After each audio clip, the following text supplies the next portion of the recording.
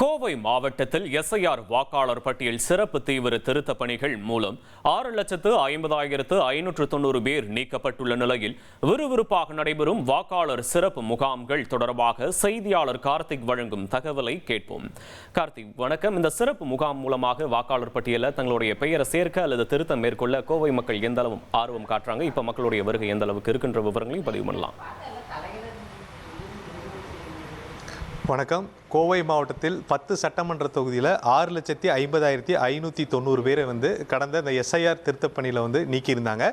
3 லட்சத்துக்கு மேற்பட்டவர்கள் நிரந்தரமாக குடிபெயர்ந்தவர்கள், 1 லட்சத்துக்கு மேற்பட்டவர்கள் உயிரிழந்தார்கள் என்ற ஒரு எண்ணிக்கையை மாவட்ட நிர்வாகம் வெளியிட்டிருந்தது. இந்த சூழலில் எஸ்ஐஆர் பணி அது மட்டும் இல்லாமல் புதிதாக வாக்காளர்களை சேர்ப்பதற்கு எஸ்ஐஆர் பணியில் வாக்காளர்கள் பெயர் இடம்பெற்றிருக்கா இல்லையா, அதில் ஏதாவது திருத்தம் இருக்கா, அட்ரஸ் மாற்றணுமா, இல்லை பெயர் ஏதாச்சும் மாறி இருக்கா, இது போன்ற புகைப்படங்கள் மாறி இருக்கா, இது போன்ற குழப்பங்களில் தீர்வு காண்பதற்காக தேர்தல் ஆணையம் ஒரு சிறப்பு 4 நாட்கள் முகாமை அறிவிச்சிருக்காங்க. அதாவது இன்று சனிக்கிழமை, நாளை ஞாயிற்றுக்கிழமை காலை 9 மணி முதல் மாலை 5 மணி வரைக்கும், அதே போன்று வருகின்ற 3-4 அடுத்த சனி ஞாயிறு 2 நாட்கள், மொத்தம் 4 நாட்கள் பொதுமக்கள் அவங்களுடைய வரைவு வாக்காளர் பட்டியலை சரிபார்த்து கொண்டு அதில் இருக்கக்கூடிய திருத்தங்களை மேற்கொள்வதற்காக அதிகாரிகளை நியமிச்சிருக்காங்க. இந்த சூழலில் தெற்கு சட்டமன்ற தொகுதி பகுதியில் நம்ம இருக்கோம். நம்முடன் மேற்பார்வையாளர் சக்திவேல் இருக்காரு. அவர்கிட்ட கேட்போம். வணக்கம். வரக்கூடிய வாக்காளர்கள் எந்த மாதிரியான ஆவணங்கள் கொண்டு வரணும், அவங்களுக்கான சந்தேகத்தை நீங்கள் எப்படி சரி செய்ய காத்திருக்கீங்க? வணக்கம். இது ஆண்டுதோறும் நடக்கக்கூடிய வழக்கமான கேம்ப் போல தான்.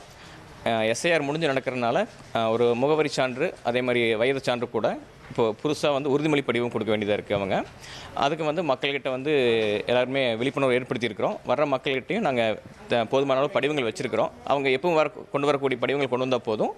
இந்த எஸ்ஐஆர் பண்ணும்போது அந்த மேப்பிங் டீட்டெயில்ஸ் மட்டும் கொடுக்க வேண்டியது இருக்கும். எக்ஸ்ட்ராவாக வரக்கூடிய பொதுமக்கள் எந்த மாதிரி கேள்விகள் கேட்குறாங்க, வந்தவுடன் அவங்களுக்கு நீங்கள் என்ன பண்ணுவீங்க? அதாவது ஆல்ரெடி அந்த வரைவு வாக்காளர் பட்டியல் இருக்குது, அதை சரி பார்ப்பீங்க. அப்புறம் ஆன்லைனில் எந்த அதே மாதிரி அவங்கள சரி பார்ப்பீங்க?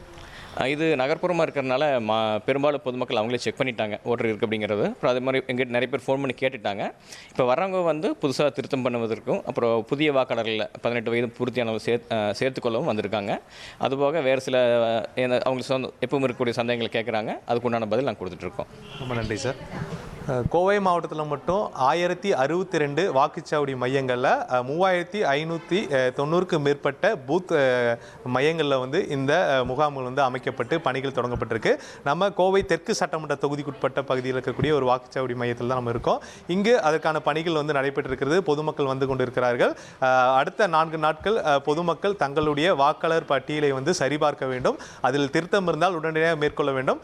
இது வருகின்ற ஜனவரி மாதம் இறுதிப்பட்டியல் விடப்பட்டு பின்பு அதையும் தேர்தலுக்கான பணிகள் வேகப்படுத்திய காரணமாக தற்போது இந்த முகாம்கள் அமைக்கப்பட்டு நடைபெற்று வருகிறது. பொதுமக்கள் இதை உடனடியாக பயன்படுத்திக் கொள்ள வேண்டும் என்பதுதான் மாவட்ட நிர்வாகத்துடைய கோரிக்கையாக இருக்கிறது.